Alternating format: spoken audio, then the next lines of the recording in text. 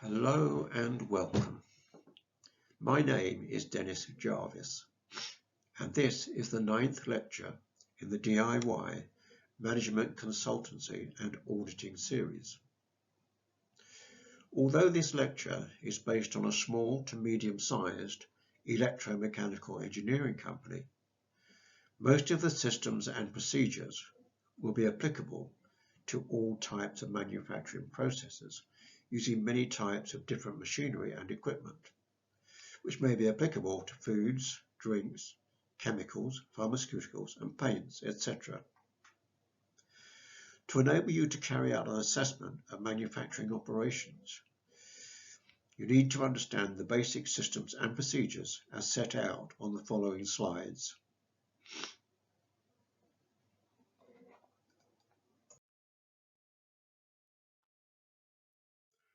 On receipt of information from sales, production planning issues instructions to all departments.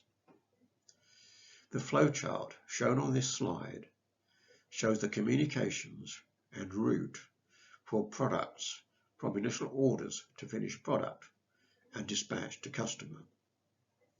The following slides detail the actions taken in each individual department.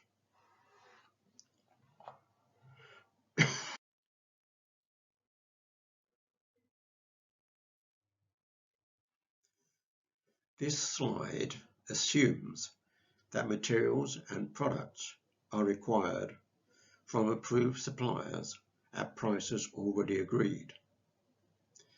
If you wish to look at full details of buying operations, you need to view lecture number 3, DIY Management Consultancy, Buying.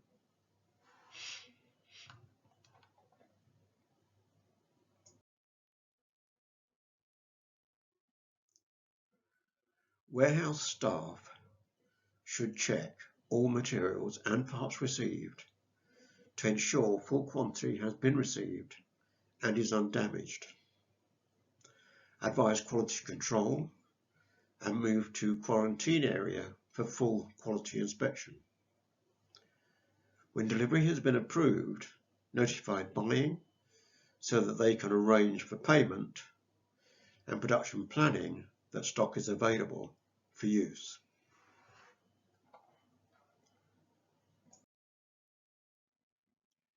The workshop manager issues job instructions and requisitions to qualified staff members who draw out materials needed and make components and electrical circuits. Where applicable, machine programmers set up robots and automatic machines to make specific components and assemblies. Workshop manager is responsible for ensuring department health and safety rules are complied with, machines are maintained regularly to ensure they are operated safely and accurately, and all staff have necessary safety equipment.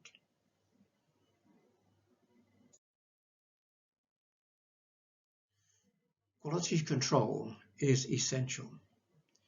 It should be a separate department that provides qualified staff to carry out independent inspection and testing services to ensure only good quality products are supplied to customers.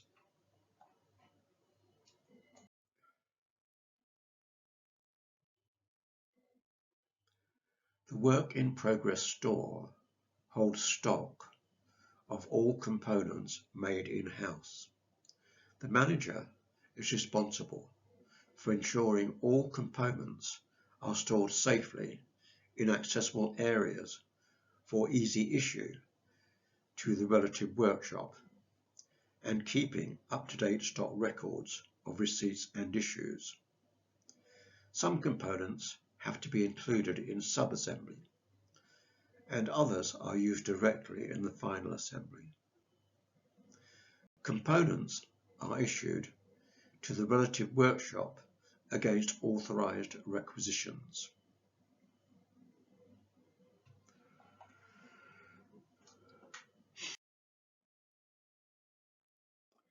Well, here I am back again after a very heavy bout of COVID. To continue, the workshop manager issues job instructions and requisitions for parts and materials to team leaders to collect parts needed and give out work instructions to respective team members. Any robots carrying out work have to be programmed relative to the product being assembled. After passing quality inspection and testing, the completed product is transferred to the finished goods warehouse.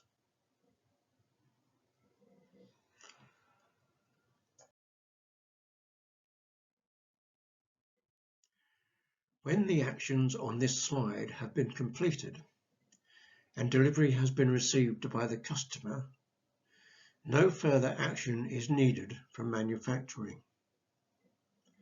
Any outstanding invoices will be followed up by sales and accounts departments.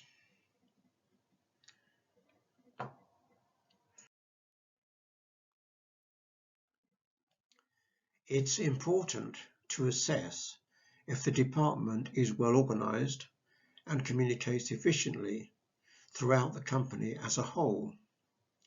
The flowchart on slide 2 shows how manufacturing operations should be communicating with other departments. Discussions with all manufacturing administration and shop floor staff should include details of their current responsibilities and how they are carried out. Always ask for suggestions for improving the efficiency of their own and the department operations.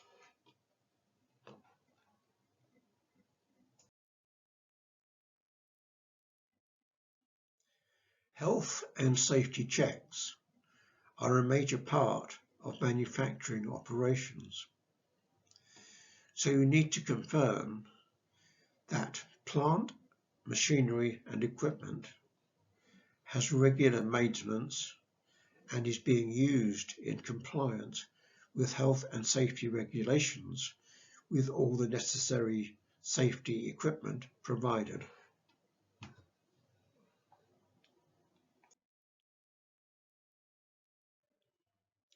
Check that manufacturing drawings and specifications are correct.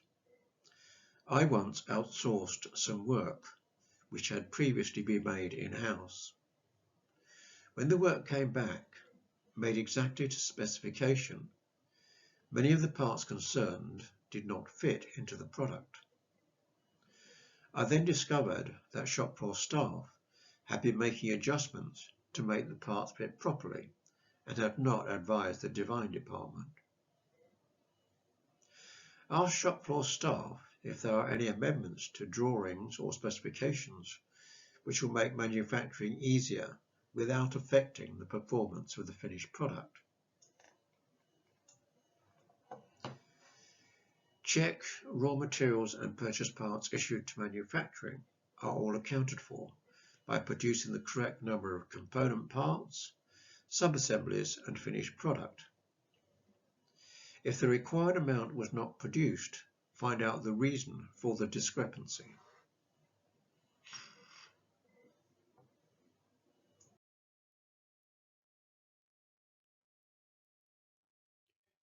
Check the level of rejected items that are unable to be rectified and determine quantity, value and frequency. Check if any can be reworked for alternative use and assess the cost involved.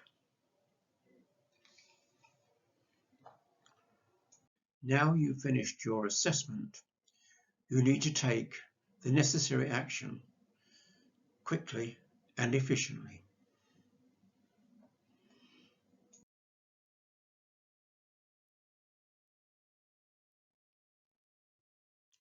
If improvements are necessary, it is important that you select suitable staff to carry out an implementation program with target dates for each stage and completion of project.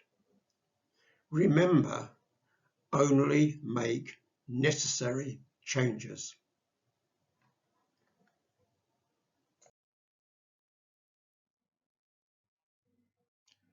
All being well, any necessary changes that you've made will increase your profits. Remember to take time out to spend some of your profits on family fun and holidays.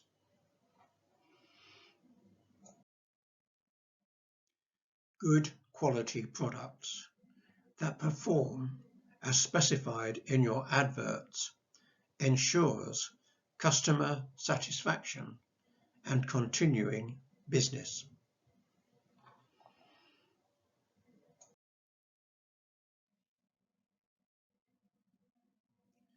Give a little, give a lot, put anything in the pot. Every penny helps. Thank you for your support. Wishing you all a successful business.